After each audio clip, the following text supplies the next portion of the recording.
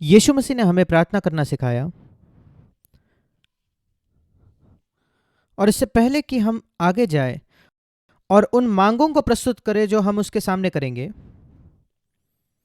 उसने हमसे कहा कि हमें परमेश्वर को कैसे संबोधित करना है। उसने हमें प्रार्थना करना सिखाया, हे हमारे पिता तू जो स्वर्ग में है। और इसलिए दो बातें हैं यहां। एक है कि हम बिल्कुल निश्चित हो, आश्वासित हो कि परमेश्वर हमारा प्रेम करने वाला पिता है, एक पिता जो हमसे प्रेम करता है, बेहद प्रेम करता है, किसी भी पृथ्वी के पिता से अधिक। यीशु ने हमेशा ये कहा, तुम बुरे होकर भी जानते हो कि अपने बच्चों को अच्छी वस्तुएं कैसी देनी है, कितना अधिक तुम्हारा स्वर्गीय पिता केवल अच्छी ही वस्तुएं देगा जो उससे मांगते हैं। हमारे पास कई अच्छे पिता हैं यहाँ बैठे हुए, पर जब यीशु ने ये कहा, कुछ अच्छे पिता वहां भी उसके सामने होंगे, पर उसने कहा आप सब बुरे हो परमेश्वर की तुलना में, और मैं आप में से हर एक को कहूंगा और इसमें मैं भी शामिल हूं। हम बुरे पिता है परमेश्वर की तुलना में। दूसरे शब्दों में, अगर हम 1 से 100 नंबर दे तो परमेश्वर 100 है, हम 0 है, हम एक भी नहीं है। और इसलिए सोचिए कितना ज्यादा आप ख्याल करते हो, देखभाल करते हो आपके बच्चों की, कितना आप उनके लिए त्याग करते हो, उनके लिए प्रावधान करते हो, वो बिल्कुल 0 है परमेश्वर के आपके लिए प्रेम की तुलना में। अगर आप वहां शुरुआत नहीं करोगे तो फिर प्रार्थना करने के कोई फायदा नहीं। समस्या कई लोगों के साथ जो प्रार्थना करते हैं यही है, वे वहां शुरू नहीं करते जहां यीशु ने हमें शुरू करने को कहा, हमारा पिता। ये एक अद्भुत बात है नई वाचा में। क्या आप जानते हो, अगर आप एक यहूदी के पास जाते पुराने नियम में और उसे कहते आप परमेश्वर को पिता कह सकते हो, वो कहता है बिल्कुल नहीं, वो हमारा पिता नहीं है, वो सर्वशक्तिमान परमेश्वर है। ये एक अद्भुत सौभाग्य है, बड़ा सौभाग्य है, जो मैं नहीं समझता कि हम पूरी तरीके से समझ चुके हैं। और यद्यपि हम इतना सुनते हैं, मुझे याद है मेरे शुरुआती दिनों में किसी ने मुझे यह सिखाया नहीं था। अधिकतर बातें जो मैंने पाई है बाइबल को पढ़कर पाई है, क्योंकि मैं ऐसे कलीसिया में बैठता था, जैसे आज भी कई कलीसियाओं में जब आप जाते हो आप सबसे मुख्य सत्य नहीं सुनते बाइबल के। इसलिए अधिकतर समय मैं प्रार्थना करता था, हे परमेश्वर, हे प्रभु यीशु। आप अपने आप से प्रश्न करें, आप कैसे प्रार्थना करते हो? हे परमेश्वर, प्रभु यीशु। बहुत ही कम आप प्रार्थना करोगे पिता। अगर आप मेरा विश्वास नहीं करते तो अपने प्रार्थनाओं को जांच कर देखिए बीते दिनों में, और आने वाले दिनों में जांचिए आप कैसे प्रार्थना करते हो। अपने आप से आप पिता नहीं कहते, आपकी प्रार्थना पापा नहीं होती। मुझे कई साल लग गए उस जगह आने के लिए जहां मैं स्वर्ग को देखकर कह सकता था पापा। क्या आप उस स्थान पर आ गए हो? ऐसा लिखा है कि पवित्र आत्मा हमारे अंदर से पुकारता है कहते हुए अब्बा। अगर उसका सही भाषांतर होता, वो इब्रानी शब्द है, रोमियो 8:16 में, 8:15 में, पवित्र आत्मा हमारे अंदर से पुकारता है कहते हुए अब्बा पिता। दुर्भाग्यपूर्ण उन्होंने उसको भाषांतर नहीं किया। मुझे बहुत दुखी महसूस होता है कि ऐसे कुछ शब्दों का भाषांतर नहीं किया गया। उदाहरण के तौर पर बपतिस्मा, उन्हें वो यूनानी बैप्टाइज ये शब्द नहीं डालना चाहिए था इंग्लिश या हिंदी में, उन्हें कहना चाहिए था डुबाना। बपतिस्मा का वही तो अर्थ है। फिर कोई ये बच्चों का छिड़काना नहीं होता, अगर वो होता तो। वैसे ही अब्बा, उन्हें कहना चाहिए था आत्मा हमारे अंदर से पापा पुकारता है। क्या आपने कभी स्वर्ग को देखकर पापा कहा है? हम विश्राम के बारे में सुन रहे थे और वही मैं आपको बता रहा हूं। आप विश्राम में आ ही नहीं सकते, चाहे आप कितने भी संदेश क्यों ना सुन ले, कितने भी वचन आप ना कह लो, जब तक कि आप बिल्कुल आश्वासित नहीं हो कि परमेश्वर आपका पापा है, आपके पृथ्वी के पिता से बेहतर। मुझे यह सिखाया गया था जब मेरा नया जन्म हुआ, पर वो मेरे जीवन में एक वास्तविकता नहीं थी। कई वर्षों तक मैं अपने आप ऊपर देखकर नहीं कह सकता था पापा। कलीसिया में भी जब मैं प्रार्थना करता था सार्वजनिक तौर पर, मैं कहता था हे परमेश्वर, हे प्रभु। अच्छी बात है, कुछ गलत नहीं है प्रभु कहने में, परमेश्वर ने, पर यीशु ने कहा हे पिता कहो। क्यों हम ये नहीं कहते? आपको क्या लगता है कौन हमें रोक रहा है ये कहने से? वो शैतान है। वो नहीं चाहता कि आप अपने पिता के साथ निजी रहो, घनिष्ठ रहो। ये वैसा है जैसे कुछ गीत हम गाते हैं, मेरा मार्गदर्शन कर हे महान यहोवा। मैं कभी वो नहीं गाता यहोवा, क्योंकि वो मेरे लिए यहोवा नहीं है। ऐसे कई अन्य गीत है, यहोवा जैसा कोई परमेश्वर नहीं, मेरे पापा जैसा कोई परमेश्वर नहीं। और इसलिए जब दूसरे लोग यहोवा गाते हैं, मैं चुपचाप कहता हूं पापा। और ये बिल्कुल सच है। मुझे याद है एक बार जब मैंने कहा था, किसी ने मुझसे कहा क्या वो यहोवा नहीं है, मैंने कहा हाँ, पर अगर मेरा एक बेटा आकर मुझसे कहे मिस्टर पूनन मैं आपसे बात करना चाहता हूं, मुझे लगेगा कि वो मुझसे गुस्सा है, वो मुझे उस नाम से नहीं पुकारता। मैं कहूंगा कि मैं इस संसार में हर एक व्यक्ति के लिए मिस्टर पूनन हूं, पर तुम्हारे लिए मैं पापा हूं। और वही परमेश्वर हम में से कईयों को कह रहा है, इस पूरे संसार के लिए वो कहता हूं मैं परमेश्वर हूं, पर तुम्हारे लिए मैं एक पापा हूं। मैं आशा करता हूं कि आप आज इस पर विश्वास करोगे। मेरा विश्वास कीजिए, अगर आप पवित्र आत्मा से मांगोगे कि आपके जीवन में ये पूरा कर दे, रोमियो 8:16 जहां लिखा है पवित्र आत्मा हमारे अंदर से पुकारता है, मुझे लगता है रोमियो 8:16 है, माफ कीजिएगा 8:15, रोमियो 8:15। पवित्र आत्मा हमारे अंदर से पुकारता है अब्बा। पवित्र आत्मा से मांगे कि वो उस बात को आपको वास्तविक बना दे, सच्चा बना दे। इसलिए नहीं कि क्योंकि भाई जैक ने ये कहा, या इसलिए भी नहीं क्योंकि यीशु ने कहा, पर पवित्र आत्मा आपके अंदर आ चुका है और आपको आश्वासित करता है वो जो स्वर्ग में है वो आपका पापा है। वही यही मार्ग है विश्राम में आने के लिए, जो विश्राम आप सुन रहे थे भाई बॉबी को कहते हुए। दूसरी बात है, हमारा पिता तू जो स्वर्ग में है। स्वर्ग का मतलब उसके पास पूर्ण नियंत्रण है हर बात का, सारी बातों का इस विश्व के। ये दो सत्य है जो आपके जीवन में विश्राम लाएंगे। एक है यह आश्वासन कि आपका स्वर्ग में पिता है जो आपसे इस पृथ्वी के किसी भी व्यक्ति से ज्यादा प्रेम करता है, तब भी जब आप गलतियां करते हो। एक अच्छा पिता कभी अपने बेटे को त्यागेगा नहीं जब उसका बेटा कोई गलती करे, यद्यपि वो एक बड़ी गलती क्यों ना हो। हाँ, एक अच्छा पिता अपने बेटे को नहीं त्यागेगा, नहीं छोड़ेगा, वो कहेगा मैं तेरे साथ खड़ा रहूंगा। क्या आप जानते हो ऐसे पिता है जो अपने बेटों के जगह जेल में डालने के लिए तैयार थे, या वो फांसी पर चढ़ने के लिए तैयार थे अपने बच्चों की जगह। यही यीशु ने क्रूस पर प्रकट किया। परमेश्वर ने अपने बेटे को भेजा हमारी जगह मरने के लिए। पर एक जो स्वर्ग में राज करता है, वो नियंत्रित करता है, ऐसा उसके नियंत्रण के बाहर कुछ भी नहीं है। और जैसे मैंने बाइबल को पढ़ा है, सबसे पूरा और संपूर्ण कथन परमेश्वर की सर्वसत्ता के विषय में जो मैंने पूरे बाइबल में पाई हो, वो रोमियो 9 में नहीं है जहां परमेश्वर की सर्वसत्ता के विषय में लिखा है, किसी भी प्रेरितों के शब्दों में भी नहीं है, वो है दानियल के पुस्तक में। और वो दानियल के शब्दों में नहीं है, वो एक अन्य जाति राजा के शब्दों में पाया जाता है जिसका नाम था नबूकदनेस्सर, जो एक घमंडी राजा था जिसने बेबीलोन का निर्माण किया था। और जो इतना घमंडी था, उसने दानियल 4:30 में कहा क्या यह महान बेबीलोन नहीं जो मैंने ही बनाया। वो एक अद्भुत शहर था, मेरा विश्वास है उसकी दीवारें इतनी चौड़ी थी कि एक 4 घोड़ों का रथ भी उस पर दीवारों पर चल सकता था, वो इतनी मोटी दीवारें थी। और ये महान बेबीलोन जो मैंने बनाया, मैंने उसको बनाया, मैंने अपने निवास के लिए बनाया, मैंने अपने सामर्थ्य से बनाया, और मैंने अपनी प्रताप की बढ़ाई के लिए बनाया।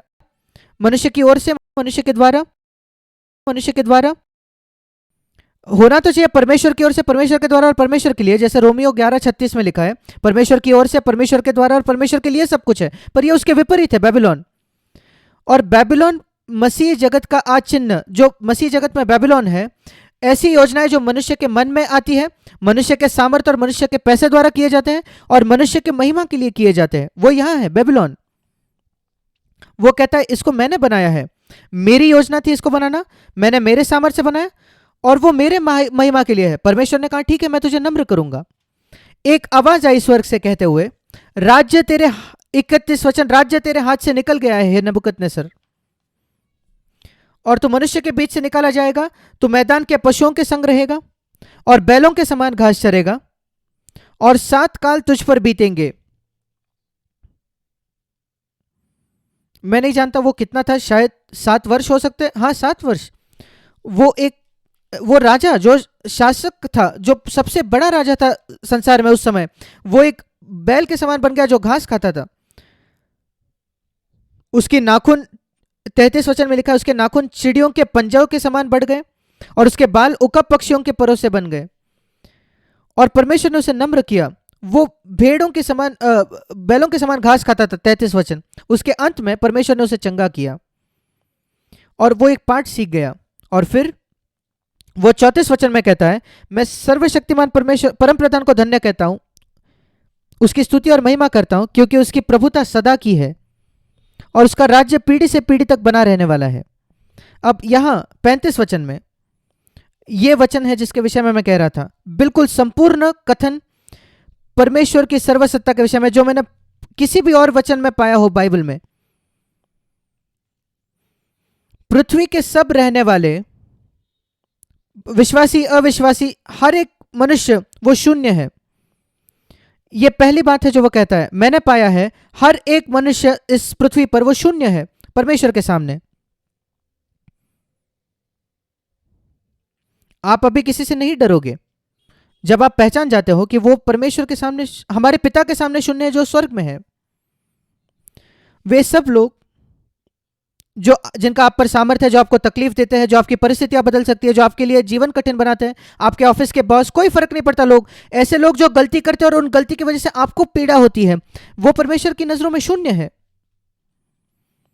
और वो वैसे ही करता है, ये परमेश्वर हमारा, ये हमारा पिता बिल्कुल वैसे ही, नबूकदनेस्सर उसको पिता के तौर पर नहीं जानता था, ये परमेश्वर बिल्कुल वही करता है स्वर्ग में जो वो चाहता हो। स्वर्ग का मतलब है दूसरा स्वर्ग भी, जहां शैतान है। शैतान एक पट्टे से बंधा है, चेन पे से बंधा है। आप जानते हो कैसे कुत्ते को एक पट्टा होता है, वो उतना ही दूर जा सकता है, उससे आगे नहीं, यहां तक ही, उससे आगे नहीं।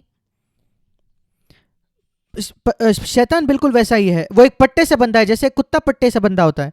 परमेश्वर ने उसके अस्तित्व की अनुमति दी है। मसीही मुसाफिर की किताब में, एक बार मुसाफिर वो एक सकरे मार्ग से चलता है और दो सिंह वहां होते हैं उसे डराते हुए, और जब वो पास जाकर देता है, वो दोनों जंजीरों से बंधे होते हैं। उनको अनुमति दी है कि सकरे मार्ग के काफी पास आए और वहां गुर्राने के लिए, गर्जना करने के लिए, पर वे जंजीरों से बंधे हैं। और एक बार मुसाफिर देखता है कि वहां जंजीर है, वो चलते जाता है। अगर वो सकरे मार्ग को छोड़कर उनके मार्ग में जाओ, वो काट सकते हैं, पर सकरे मार्ग के अंदर वो आपको छू नहीं सकते। और सारे स्वर्गदूतों में, केवल अच्छे स्वर्गदूतों में नहीं, पर दुष्ट आत्माओं में भी, जो दूसरे स्वर्ग में है, वो बिल्कुल वैसे ही करता है जो उसकी इच्छा के अनुसार है। दूसरी बात, और पृथ्वी के रहने वालों के बीच में भी अपनी ही इच्छा के अनुसार करता है। उनमें वो लोग भी शामिल है जिनके विषय में आप चिंतित हो, वो अपनी इच्छा के अनुसार करता है। जिनकी कठिनाई है अपने सांस के साथ, क्या आप विश्वास करते हो परमेश्वर उसके साथ भी वही करता है अपनी इच्छा के अनुसार? और कोई भी नहीं, कोई नहीं उसके हाथ को रोक नहीं सकता और उससे कह नहीं सकता तूने ये क्या किया है। कोई नहीं, कोई उसके हाथ को नहीं रोक सकता। अगर परमेश्वर अपने हाथ को बढ़ा रहा है आपके लिए कुछ करने के लिए, फिर कोई उसे रुका नहीं सकता। अगर आप इस विश्वास नहीं करते कैसे पिता में जो स्वर्ग में है ऐसे, फिर शैतान पर्याप्त चतुर है कि कोई ना कोई परिस्थिति लाएगा जिससे आप बेचैन हो जाओगे, चिंता, दबाव, टेंशन, और आप बहुत नाराज रहोगे। और जब आप नाराज होते हो, आप अचानक दूसरे लोगों से परेशान हो जाते हो आसानी से, और आपको चिढ़ आती है। हमारी कई जो चिढ़ होती है, संताप हो जाता है लोगों से, क्योंकि हम अपने जीवन में किसी और विषय से नाराज है। और जब हम अंदरूनी तौर पर विश्राम में होते हैं, हमारे बर्ताव में बहुत फर्क पड़ता है दूसरे लोगों से, हम बहुत आरामदायक महसूस करते हैं। एक रहस्य अच्छे मूड में होने का दिन के 24 घंटे, वो है ये विश्वास करना, मेरा एक पिता है जो स्वर्ग में है। और मैं आप सबको प्रोत्साहित करना चाहता हूं, भविष्य में जब आप प्रार्थना करते हो, मैं ये नहीं कहता कि प्रभु यीशु प्रार्थना करना गलत है। हम दूसरे कुरिन्थियों 12 में पढ़ते हैं, पौलुस ने कहा मेरा शरीर में एक कांटा था और मैंने प्रभु को प्रार्थना किया। जरूर आप यीशु मसीह को प्रार्थना कर सकते हो, प्रभु यीशु को, पर हमें कहा गया है कि हम पिता की प्रार्थना करें यीशु के नाम से। पिता, मैं तेरे पास सामने सीधा सीधा नहीं आ सकता, पर क्योंकि यीशु मसीह मेरा मध्यस्थ है, इकलौता मध्यस्थ परमेश्वर और मनुष्यों के बीच में, मैं उसके नाम से आता हूं, यीशु के नाम से आता हूं तेरे सामने। वही बाइबल सिखाती है। और जैसे मैंने कहा, कुछ गलत नहीं है यीशु मसीह के सामने प्रार्थना करना। हम बच्चों को सिखाते हैं यीशु मसीह को प्रार्थना करना, क्योंकि वो परमेश्वर को पिता के तौर पर नहीं जानते, पर जितना जल्दी वो परमेश्वर को पिता जानेंगे उतना बेहतर है। पर वही मैंने अपने जीवन में पाया है, जिसने मेरे जीवन में विश्राम लाया। मैं ऐसा व्यक्ति था जो निरंतर निराश होता था। मेरे नए जन्म के बाद भी निराशा, खुद पर दंड की आज्ञा देना, खुद पर दोष देना मेरे लिए बहुत आम था। चिंता करना, टेंशन लेना, ये सोचना कि कैसा होगा ये व्यक्ति के विषय में, क्या जो मुझे तकलीफ दे सकता है। अलग अलग परिस्थितियों में शायद हमने कोई गलती करी है कहीं, हम सब गलतियां करते हैं, और फिर हम सोचने लगते हैं अब इसकी क्या नतीजा होगा मेरे काम की जगह, या इसका नतीजा क्या होगा दूसरे किसी परिस्थिति में।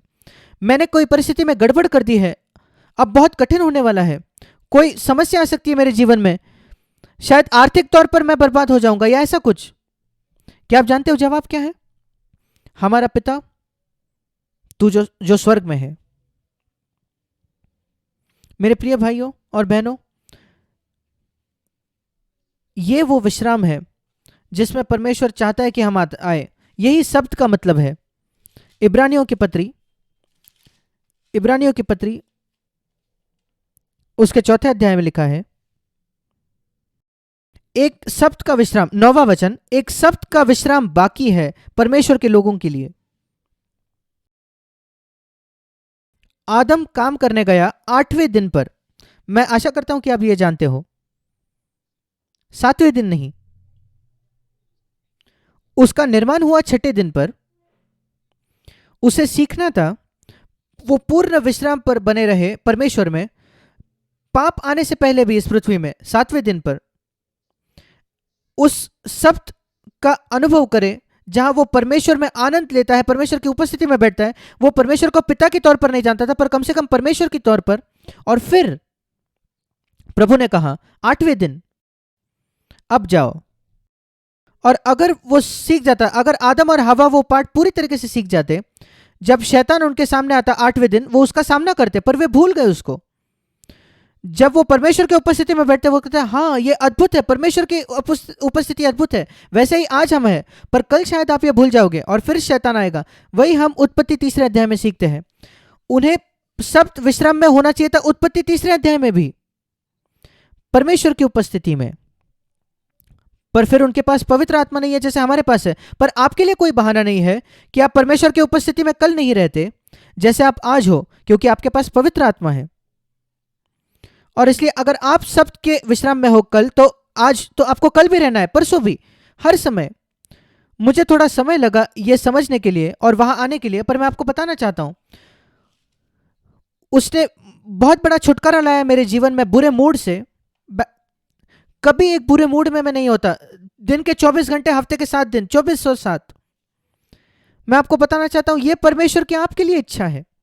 क्यों? क्योंकि हमारे पास एक पिता है जो स्वर्ग में है, जो बिल्कुल वही करता है अपनी इच्छा के अनुसार, स्वर्ग में और पृथ्वी पर।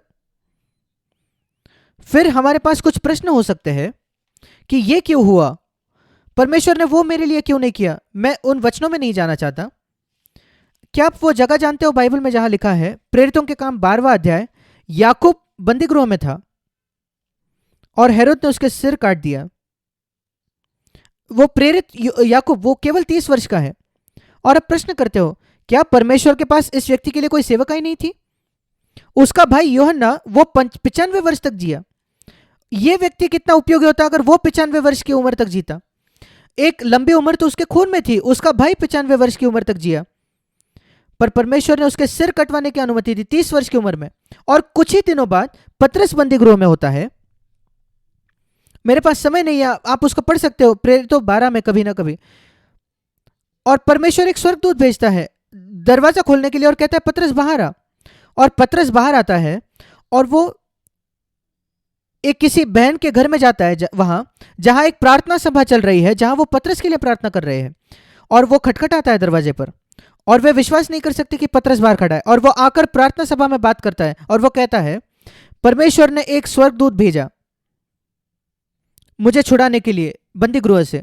और क्या आप जानते हो कौन बैठकर सुन रहा है वहां? याकूब की मां। अगर आप याकूब की मां होते वहां बैठे हुए, या याकूब के पिता वहां बैठे हुए, आप कौन से विचार आपके मन से जाते? आपका बेटा का सिर कट गया 2 दिन पहले, और यहां पतरस आकर कहता है स्वर्गदूत ने मेरे लिए दरवाजा खोल दिया। आप जानते हो कैसे विचार आपके मन में आएंगे? क्यों परमेश्वर ने एक स्वर्गदूत 2 दिन पहले नहीं भेजा मेरे बेटे को बचाने के लिए? क्या उसकी परमेश्वर के राज्य में कोई जरूरत नहीं? वही आपको विश्वास करना होगा। हमारा पिता जो स्वर्ग में है, वो अपनी ही इच्छा के अनुसार करता है। और आपको ये एक और सत्य जानना है इसी संदर्भ में, वो है यशायाह उसके 55 अध्याय में।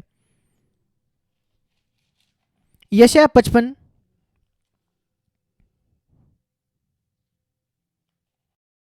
और 8वां वचन, ये मेरे लिए एक बड़ी सहायता रही है